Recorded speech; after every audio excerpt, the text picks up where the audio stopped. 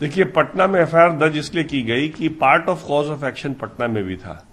जो सुसाइड, किसी का जो अबेटमेंट ऑफ सुसाइड जो एक ऑफेंस होता है ना, वो एक ऐसा गंभीर ऑफेंस होता है जिसमें कि एक आदमी की मानसिक स्थिति पे काम किया जाता है, उसका मेंटल कंट्रोल किया जाता है। मेंटल कंट्रोल करने के लिए जो पहला जो इन्होंने जो अटेम्प्ट किया, जो क्राइम का पहला इंग्रेडिएंट है कि परिवार को अलग कर दिया। पिता को बात नहीं करने देती थी, पटना से जब फोन करते थे तो बात नहीं करने देती थी। एक दो बार उन्होंने बॉडीगार्ड के थ्रू भी बात करने की कोशिश की, वो भी नहीं बात कर। सो परिवार से पहले अलग किया, फिर उनकी मानसिक स्थिति बनवाई गई, उनको डॉक्टरों के पास ले जाना शुरू किया गया, उन पर दुनिया तरफ भर की दवाई स्टार्ट करवाई, और उसके बाद फिर वो मामले को आगे लेते जाते गई। उनके पैसे को इस्तेमाल किया, वो तो अलग बात है। उसके बाद जो है वो जब उनको लगा लास्ट में कि मेरे काम के नहीं है, जब उसने कहा कि मैं ऑर्गेनिक फार्मिंग करूंगा, कूर्ग में जाके जमीन वगैरह भी देखने लगा, दोस्त से उसने भी बात की, महेश से भी, तो उसको लगा कि अब मेरे काम का नहीं है, तो फिर वो छोड़ के चले गए, फोन ब्लॉक कर दिया। देखिए, जिसके पास उसकी सारी मेडिकल रिकॉर्ड है, जो जानती है उसको क्या दवाई खानी है, और जो मालूम है कि उस पर पूरा डिपेंडेंट आज के दिन हो गया है, उसको छोड़ करके वो चली गई ब्लॉक करके। और उसी के बाद दिशा सल्यान उसकी सेक्रेटरीज ने रखवाई थी, उसका सुसाइड हो गया।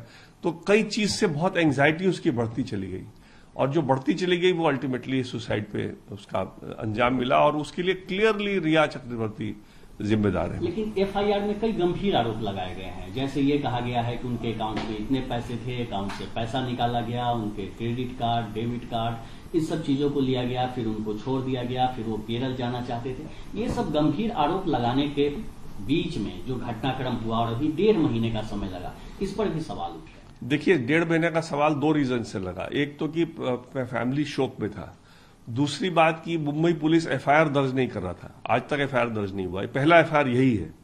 तीसरी बात यह है कि जब फैमिली को लगा और जब शोक से फैमिली निकली और जब देखा कि यह मुंबई पुलिस का रवैया, मुंबई पुलिस फैमिली पे प्रेशर डाल रही थी कि आप बड़े बड़े प्रोडक्शन हाउसेस का नाम दें, उनको इन्वॉल्व करें, तो जब फैमिली ने देखा कि ये तो बिल्कुल ही डायरेक्शन डिफरेंट आ रहा है, तब लगा कि अब कोई उपाय नहीं बचता है।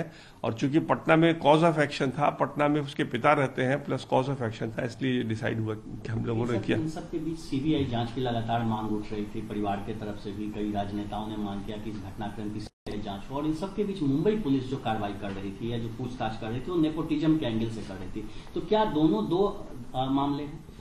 देखिए, जो मुंबई पुलिस कर रही थी वो जो किस डायरेक्शन में मुंबई पुलिस जा रही मैं अभी कह भी नहीं सकता, क्योंकि मेरा कहना भी ठीक नहीं होगा। लेकिन डेफिनेटली मुंबई पुलिस सही डायरेक्शन में नहीं थी, इसमें कोई दो राय नहीं है।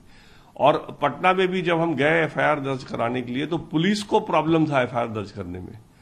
तो पुलिस को यहां तक, मतलब आपको मैं क्या बताऊं, पुलिस को था कि जब तक हमको ऊपर से आदेश नहीं आएगा तब तक हम, और मैं बोलना चाहूंगा आज कैमरा पे कि नीतीश कुमार जी ने बड़ा पॉजिटिव रोल किया, संजय झा उनके मिनिस्टर हैं, इरिगेशन मिनिस्टर, उन्होंने बड़ा पॉजिटिव रोल किया, उन्होंने सारे केस को समझा, और फिर उनकी मदद से पुलिस को समझाई गई, और तब ये केस रजिस्टर हुआ वहां पे। तो अब आप लोग क्या चाहते हैं? ये चाहते हैं कि रिया चक्रवर्ती की गिरफ्तारी हो, और जो पूरा मामला है क्या पटना पुलिस इन्वेस्टिगेट करे, न कि मुंबई पुलिस? और बिल्कुल, सीबीआई जांच को लेकर आपका क्या? बिल्कुल, क्योंकि पहला एफआईआर सिर्फ एक ही एफआईआर है, वो पटना पुलिस का एफआईआर है, और हम चाहते हैं पटना पुलिस इन्वेस्टिगेट करे सारे मामले को और इसको अंजाम तक लेकर के जाए। क्या सीबीआई जांच की मांग अब आप लोग की नहीं है? सीबीआई जांच की मांग परिवार की तरफ से कही नहीं थी, किसी ने एक दो बार ऐसे ही बोल दिया था, लेकिन ऐसी कोई जांच नहीं की मांग नहीं है।